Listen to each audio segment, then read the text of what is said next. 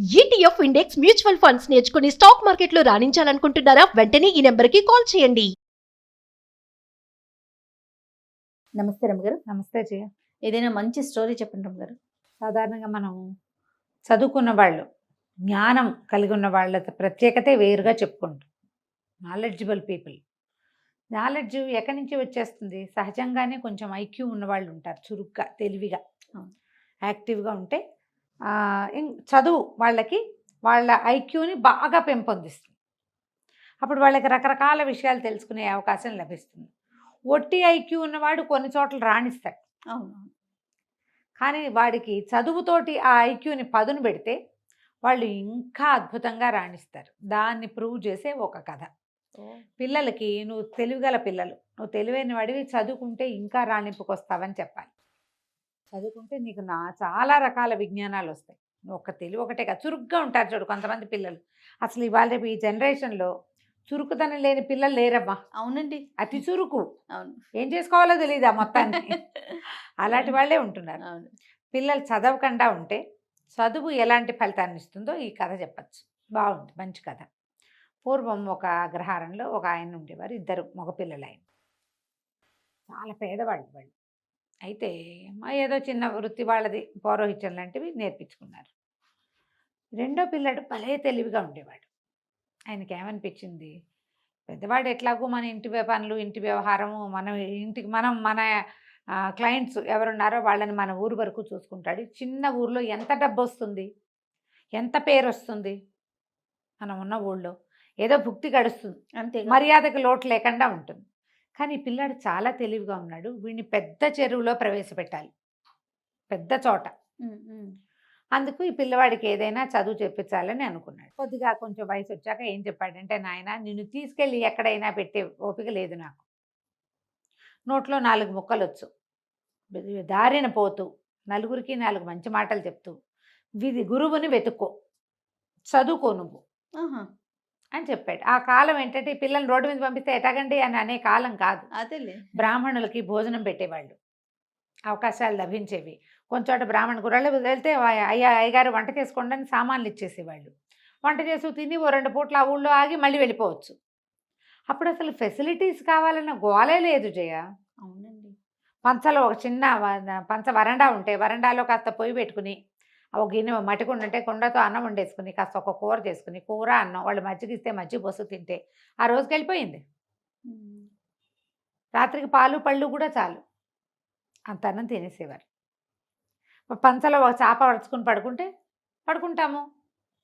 మనకు మళ్ళీ దుప్పట్లు కావాలి, రగులు కావాలి, గోలు కావాలి, ఏమీ లేవు. ఏసీలు, ఫ్యాన్లు అసలు లేవు. పిల్లోలు కూడా క్యారీ చేస్తారు తెలుసా రమ్మగారు, అదే పిల్లో మీద నిద్ర పట్టిద్దని. నా పిల్లోనే కావాలి, నా బొంతే కావాలి, మా రగ్గే కావాలి, బోల్డన్ ఉన్నాయి ఇప్పుడు. అప్పుడు జీవితాలు అట్లా ఉండేవి కాదు. ఒక విద్యార్థి 15-16 సంవత్సరాల వాడు రోడ్డు మీదకి పోయాడు ఇట్లా కట్టుబట్టలతోటి చదువుకోవటానికి. చదువుని వెతుక్కుంటూ వెళ్ళాడు. వెళ్ళగా ఒక అగ్రహారానికి చేరాడు. కాకపోతే ముందు రోజు ఎక్కడ ఆహారం లభించలే. అటగే ఎక్కడో మంచినీళ్ళు చెరువులో నీళ్ళు తాగి నడుచుకుంటూ వచ్చాడు. ఈ అగ్రహారంలోకి వచ్చేసరికల్లా ఆ పూట మంచి ఎండగా ఉంది. పిల్లాడు ఎంత 16-17 ఏళ్ల వాడు. కొంచెం త్రాణొచ్చేసింది వాడికి. దాహం వేసి సొమ్మసిల్లి పడిపోయేసరికల్లా ఏ ఇంటి వాకిట్లో అతను పడిపోయాడో ఆ ఇంట్లో ఉన్న ఆయన గురువుగారు లోపల నుంచి బయటకు వచ్చారు. ఎవరో ఒక గురువు, ఆ ఇల్లు ఆయనది. ఆయన బయటకు వచ్చి, అయ్యో ఎవరో పిల్లాడు పడిపోయాడు, మన వాళ్ళ పిల్లాడు అలానే ఉన్నాడని లేవదీసి, వీడి చెవులకు చిన్న కుట్లున్నాయి, మళ్ళీ యజ్ఞోపవీతం ఉంది, పంచధావతి బట్టలు చూస్తే కూడా తెలిసేది కదా ఆ కాలం. తీసుకొచ్చి లోపల కూర్చోబెట్టి కాసిన మంచినీళ్ళు ఇచ్చి మజ్జిగిచ్చి అన్నం పెట్టారు. పెట్టి ఏ ఊరబ్బాయి, ఏం గోత్రం ఏమిటి, మీరు ఏ ఊరు అని కనుక్కున్నారు. అన్ని వివరాలు చెప్పాక గురువు కోసం వెతుకుంటూ బయలుదేరానండి. 3-4 అగ్రహారాలు చూశాను, అందరూ మీ పేరే చెప్పారు, మిమ్మల్నే వెతుకుంటూ వచ్చాను. ఇక్కడికి వచ్చేసరికల్లా మీ ఇల్లు గుర్తు తెలియలా, ఈ లోపల నాకు నిద్రాన్ని వచ్చేసింది అన్నాడు. అంటే ఆయన సంతోషించి, అబ్బాయి ఇక్కడే ఉండు, నేను చదివిస్తా నిన్నని చెప్పి అట్టె పెట్టుకున్నారు. ఆ కాలం అలాంటిది. ఆ పిల్లాడు గురువుగారు శుశ్రూష చేస్తూ, గురువమ్మగారికి ఏవో ఆ పనులు ఈ పనులు చేసి పెడుతూ, వాళ్ళ ఇంట్లోనే అన్నం తింటూ 4-5 సంవత్సరాల పాటు చక్కగా చదువుకున్నాడు శాస్త్రజ్ఞానం అంతా. ఆయన ఏమన్నాడు, నువ్వు అన్ని విద్యలు నేర్చుకోవాలి, ఒక కోయరాజు దగ్గరికి పంపిస్తా, వాడు నీకు కొత్త విద్యలు నేర్పిస్తాడు అంటే సరేనన్నాడు. కోవిరాజు దగ్గర అక్కడ తిండు ఇతను. పళ్ళు తేనె తీసుకుంటాడు వాళ్ళ దగ్గర నుంచి, అన్నం వండుకుని తినాలి. ఓకే. ఎలాగో గురువుగారి ఇంట్లో అలవాటే, వాళ్ళ ఇంట్లో కూడా వాడికి అలవాటే పాపం అబ్బాయికి. ఏం పేరు, జయదేవుడు అబ్బాయి పేరు. అక్కడి నుంచి ఆ కోయరాజు దగ్గరికి వెళ్తే కోయరాజు బాణాలు వేయటం, కత్తులు తిప్పటంతో పాటుగా దొంగతనం చేయటం, చోర విద్య, దాంట్లో మెలకువలు కూడా నేర్పించాడు. అతని దగ్గర ఉన్న విద్యలు నేర్పమన్నారు. నేర్చుకున్నాడు. నేర్చుకున్నాక సరే స్వగ్రామానికి బయలుదేరాడు. అవన్నీ ఎక్కడో ఊళ్ళు వెళ్తుంటే సరే ఒక ఊర్లో ఆగాడు. ఆగి ఒక బ్రాహ్మణ గృహస్థింట్లో మంచినీళ్ళు భోజనం కోసం అడగడానికి పోయాడు. పోయేసరికల్లా ఆవిడ ఏమైనా మంచినీళ్ళు మజ్జిగ ఇచ్చి, ఎక్కడి నుంచి నాయనా, ఏ ఊరు ఏమిటి అంటే, చిన్నప్పుడే బయటకు వచ్చానండి, అక్కడ చదువుకున్నాను హరిశర్మ గారి దగ్గర, తర్వాత ఏమో ఇట్లా కోయరాజు దగ్గర రకరకాల విద్యలు నేర్చుకున్నాను, ఇక నేను రాజోద్యోగం చేయగలిగే సత్తా వచ్చింది, ఎక్కడైనా ఉద్యోగం దొరికితే చూసుకుంటా, ముందు మా వాళ్ళని చూద్దామని బయలుదేరానంటే, ఏమిటో నీ విద్యలన్నీ వింటుంటే వింతగా ఉంది, ఇప్పుడు మా ఇంటికి ఎవరు వచ్చారో చెప్పు, చాలా చదువుకున్నావు కదా, ఊహించు, మా ఇంట్లో ఏం జరిగింది, మా ఇంటికి ఇంతకుముందు ఎవరో వచ్చారు, ఎవరు వచ్చారో నువ్వు ఊహించి చెప్పగలవా, మా వాకిట్లో ఏం జరిగిందో ఆలోచించి ఐక్యూ తోటి, మనం ఒక సినిమాలో చూసాం, వాడు ఊహించి చెప్పేస్తాడు అవును. బ్యాంక్ రాబరీ జరుగుతోందని. అవునండి. ఇలాంటి కథలే దానికి ఆధారం. ఓకే. ఈ అబ్బాయి ఏం చెప్పాడంటే, బయటకు వాకిట్లోకి వెళ్ళొచ్చాడు, లోపలికి వచ్చాడు, ఈ ఇంటికి ఎవరో నలుగురు వచ్చారు, బహుశా రాజోద్యోగులు అయి ఉండొచ్చు, సైనికులు అయ్యి ఉండొచ్చు. తర్వాత ఈ రోడ్డు మీద ఒకడు నడిచి వెళ్ళాడు, వాడి నెత్తి మీద ఒక బొగ్గల బస్తా ఉంది. ఏం బస్తా? బొగ్గల బస్తా ఉంటే ఆయన ఆశ్చర్యపోయాడు. ఊరిని భలే కనిపెట్టాబోయ్, నిజంగానే మా ఇంటికి సైనికులు వచ్చారు, నలుగురు సైనికులు వచ్చారు. దేవాలయం దగ్గర ఒక మణి పోయింది, ఆ మణిని వెతుక్కుంటూ వచ్చారు, ఒక్కొక్క ఇంట్లోనూ వాళ్ళు వాకప్ చేసుకుంటూ వెళ్తున్నారు.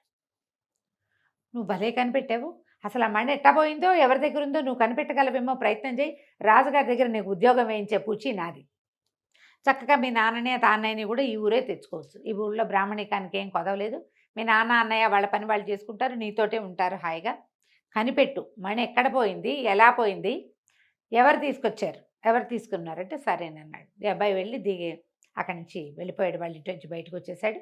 ముందు దేవాలయం దాకా నడిచి వెళ్ళాడు, దేవాలయం దగ్గర నుంచి నడుచుకుంటూ వచ్చాడు. ఏ గృహస్థ అయితే ఇతనికి మంచినీళ్ళు ఇచ్చి ఉద్యోగం ఇప్పిస్తానన్నాడో వాళ్ళ ఇల్లు దాటి ఇంకా 9-10 ఇళ్ల తర్వాత ఒక కంసాలి ఇల్లు, కంసాలి ఇంటి దాకా వెళ్ళాడు. అక్కడి నుంచి కంసాలి ఇంట్లోకి వెళ్ళాడు, లోపలికి వెళ్ళి బంగారము ఈ రోజుల్లో రేట్ ఎంత ఉంది, ఏదైనా వస్తువు చేయడానికి అతను ఎంత తీసుకుంటాడు, ఇవన్నీ మాట్లాడుకున్నాడు. కాసేపు మాట్లాడుకున్నాక మళ్ళీ బ్రాహ్మణుడి ఇంటికి వచ్చేసాడు. వస్తువు దొరికేస్తుందండి, నా భోజనం పెట్టించండి, నేను రాజోద్యోగులను తీసుకెళ్తాను అన్నాడు. ఆయన ఆశ్చర్యపోయాడు. భోజనం పెట్టారు, భోజనం వేళ అయినప్పుడు తినాలి కదా మరి, అన్నం తినేశాక మీరు రాజోద్యోగులను పిలిపించండి, సైనికుల్ని, దొంగ దొరికాడు మనకు అన్నాడు. అనేసరికి సరే నలుగురు సైనికుల్ని గుడి దగ్గర ఉన్న వాళ్ళని కేకేసుకురమ్మని కుర్రాన్ని పంపించాడు. ఆయన పాలేరు వెళ్ళి సైనికుల్ని పిలిచాడు. మా అయ్యగారు ఏదో చెప్తామని రమ్మన్నారంటే నలుగురు సైనికులు వచ్చారు. వస్తే వాళ్ళు మాట్లాడుకున్నారు. జయదేవుడు అన్నాడు, దీని తర్వాత 9 ఏళ్ళ తర్వాత కంసాలి ఇల్లు ఉంది కదా, కంసాలేనండి దొంగ అన్నాడు. ఈ రాజోద్యోగులు వీళ్ళు సైనికులు అన్నారు, అటగాదు బాబు, అందరి ఇల్లు సోదా చేసాం, ఇప్పుడు నువ్వున్న ఇల్లు సోదా చేసినట్టే కంసాలి ఇల్లు కూడా సోదా చేశాము, వాళ్ళ ఇంట్లో ఎక్కడా కనపడలేదు, అన్ని పెట్లు గిట్లు అన్నీ చూసాం అనేసరికి నాతో పదండి నేను చూపిస్తాను అన్నాడు. ఈ బ్రాహ్మణ ఏ ఇల్లు అయితే ఆశ్రయం ఇచ్చారు ఇంట్లో వాళ్ళు కూడా బయలుదేరారు. సరే అందరూ కలిసి లోపలికి వెళ్ళారు. అతను అన్నాడు, అదేంటండి మా ఇల్లు సోదా చేశారు కదా, నేను అటువంటి వాడిని కాను, అలాంటి వాడిని కాను నేను అనేసరికి ఇతను అన్నాడు, ఈ కంసాళ్ళు వీళ్ళ పద్ధతి ఏంటంటే పెట్టెల్లో బేడల్లో బంగారాన్ని కానీ వస్తువులు కానీ దాచరు, వీళ్ళు దొరికేస్తాయని. ఇప్పుడు కంసాల ఇంట్లో ఎప్పుడు బంగారం ఉంటుంది, దొంగలు పడరు. వాళ్ళు ఏం చేస్తారంటే చిన్న చిన్న గోడకి కంతల్లో పెట్టి మూస్తారు. కొత్తగా అలిగిన గోడ ఎక్కడుందో వెతకండి ముందన్నాడు. మట్టి గోడ అది. ఇప్పుడు రోజు అలకరు కదా, కొన్ని చోట్ల ఇట్లా ప్యాచ్లు కనపడతాయి, ఆ ప్యాచ్ ఉన్న చోట తడి ముట్టుకుని చూసి ఇదిగో తడిగా ఉంది ఇక్కడే అంటే అక్కడ తవ్వేసరికి దాన్ని ఇట్లా కొట్టేసరికి మణి బయటపడింది. వాళ్ళు ఆశ్చర్యపోయారు, ఈ బ్రాహ్మణ ఆయన ఆశ్చర్యపోయాడు, ఆ గృహస్థు కూడా. మణి తీసుకున్నారు, కంసాలని పట్టేశారు. పట్టేశాక బయటకు వచ్చాక ఆయన అడిగాడు, ఎట కనిపెట్టావయ్యా అని. దాందేముందండి, దేవాలయం దగ్గర మణిపోయింది, దేవాలయం దగ్గర ఎక్కడ మణిపోయిందని మీ వాళ్ళు చెప్తున్నారు, మణి మిస్ అయిందని. అక్కడ ఒక చిటికెడు బొగ్గుపొడి రాలి ఉంది. ఆ తర్వాత దారంతా బొగ్గుపొడి రాలింది. ప్రతి చోట వాడు బ్యాగులోంచి రాలుతూ ఉందంటే ఆ దారిని వెళ్తున్నాడు. తర్వాత ఎక్కడైతే బొగ్గుపొడి రాలి ఉందో అక్కడ అడుగులు నిదానంగా వేసినట్టు, మధ్యలో ఒక్క అడుగు వెనక్కి వేసినట్టు కనపడుతుంది. తను ఎవరైనా వెంబడిస్తున్నారేమోనని వెనక్కి తిరుగు చూశాడు ఆ బొగ్గులు బస్తా పట్టుకున్నవాడు. నేను కంసాల వాళ్ళ ఇంట్లోకి వెళ్ళినప్పుడు వాళ్ళ వాకిట్లోకి, ఇప్పుడు రోడ్డు మీద కాకుండా వాళ్ళ వాకిట్లో కూడా బొగ్గుపడి వెళ్ళింది. వాళ్ళ ఇల్లంతా పరిశీలిస్తే ఒక మూల బొగ్గుల బస్తా కనపడింది. ఖచ్చితంగా అతను తెచ్చి ఉండాలి. అతను ఏం చేశాడు, మణి ఎక్కడ దొరికింది. దొరకగానే మణి చేత్తో పుచ్చుకొచ్చినా జేబులో వేసుకొచ్చినా అంతది తెలిసిపోతుంది. అందుకని ఏం చేశాడు, ఒక బొగ్గుల బస్తా కొనుక్కొచ్చుకొని అక్కడ పెట్టి బొగ్గుల బస్తాలో దాన్ని వేసేసాడు. బొగ్గుల బస్తా మోసుకుంటూ వచ్చాడు. వచ్చిన తర్వాత అడుగడుక్కి ప్రతి 10 అడుగులకి ఓసారి వెనక్కి తిరిగి చూసుకుంటున్నాడు. వెనక్కి తిరిగి చూడాలంటే ఇటా తిరగలేదు, నెత్తి మీద బస్తా ఉంది కదా, ఒక అడుగు వెనక్కి వేస్తే కదా వెనక్కి తిరగాలట్టు. అవును, మనిషి పూర్తిగా సగపడైనా తిరిగితే గానీ కనపడదు అవతల భాగం. అంతేగా. బస్తా ఉన్నవాడు ఎట్టా మరగమల ఇటా చూస్తాడు, చూడలేకపోతాడు కదా. అందుకని 11 అడుగులు ముందుకి, ఒక అడుగు వెనక్కి కనపడుతున్నాయి. అవి కొంచెం అడుగులు మాసిపోయినాయి, అంటే చాలా సేపు అయిందనమాట. మరి మా ఇంటికి సైనికులు వచ్చారని ఎట్టా కనిపెట్టావయ్యా అంటే, దాందే ఉందండి, సైనికులు కవాతు చేస్తున్నట్టు నడుస్తారు, మనకు మళ్ళీ ఎట్ట పడితే ఎట్టా ర్యాండమ్గా నడవరు. అడుక్కి గ్యాప్ కూడా కరెక్ట్గా ఉంటుంది, వాళ్ళకి అలవాటు. 4 రోళ్ళు 8 జతలు, అది కూడా సేమ్ గ్యాపులతోటి. కాబట్టి ఖచ్చితంగా వాళ్ళు సైనికులు అయి ఉంటారని ఊహించాను. వాళ్ళు మీ ఇంట్లోకి వచ్చారు, వాళ్ళ మీ వాకిట్లో మట్టి మీద కూడా సేమ్ అడుగులు ఇవి కనపడుతున్నాయి. వాళ్ళు మీ ఇంట్లోకి వచ్చారు, వచ్చింది రాజ సైనికులు అని తెలిసింది. వీళ్ళకంటే ముందే అతను వెళ్ళిపోయాడు సైనికుల కంటే, ఎందుకంటే అతని అడుగులు మీ వాకిట్లో చెరిగిపోయినాయి, ముందే వెళ్ళి దాచేసుకున్నాడు. కంసాలు కాబట్టి ఖచ్చితంగా బంగారాన్ని పూడ్చినట్టుగానే దీన్ని పూడ్చిపెట్టాడు. ఆ బస్తా ఎక్కడికి వెళ్ళిందో అక్కడే మణి ఉంటుందని నేను ఊహించాను. వాళ్ళ ఇంట్లోకి వెళ్ళినప్పుడు అంతా పరిశీలించి తెలుసుకున్నాను అన్నాడు. ఆయన చాలా ఆశ్చర్యపడి, ఎంత బ్రెయిను, వీడికి ఎంత విజ్ఞానం ఉండాలి, అంతే కదా. ఒట్టి ఐక్యూ ఉంటే సరిపోతుందా, తెలివి ఒకటే కాదు, జ్ఞానం కూడా కావాలి. ఆ జ్ఞానం వీడికి చదువు వల్ల పెరిగింది. ఆయన రాజుగారి దగ్గరికి తను తీసుకెళ్ళాడు జయదేవుడిని. మాకు తెలిసిన వాళ్ళ అబ్బాయి, వీడు చాలా తెలివైనవాడు, హరిశర్మ గారి దగ్గర చదువుకున్నాడు, తనకి రాని విద్య లేదు, మీ దగ్గర మంత్రిగా ఉంచుకోండి అని చెప్పి రాజుగారికి సిఫారసు చేసి జయదేవుడిని మంత్రిని చేశారు. తర్వాత వాళ్ళ అన్నయ్యని వాళ్ళని తెచ్చుకున్నాడు. నిజంగానే ఆ మణి చక్కగా ఎలా పోయిందో అలాగే 3-4 గంటల వ్యవధిలో చక్కగా దొరికేసింది. కథ కంచికి మనం ఇంటికి. చాలా బాగుంది రమ్మగారు. నమస్తే. నమస్తే.